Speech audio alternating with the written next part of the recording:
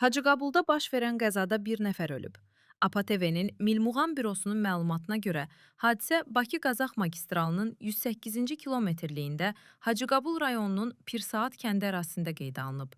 Mişar daşı ilə yüklənmiş qoşqulu KAMAZ markalı yük avtomobili ilə BYD markalı minik avtomobili toqquşub.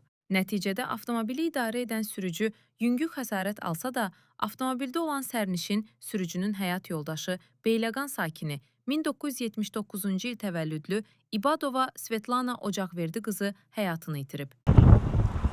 Yəni bu öz sağ zolaqda hərəkət edir. O maşın gəlib sürətlə bunun arxa, özünüz də görürsünüz. Arxa oxdan dəyib, oxu da resorlar, sütürmenkalar, o banski qalın materialdır. Onların hamısını vurub sıradan çıxardıb. Elənə görə rəhmətə gedən var, Allah rəhmət eləsin. Faktla bağlı araşdırma aparılır. Əlibəy Zeynallı, Elçin Həsənov, APA TV.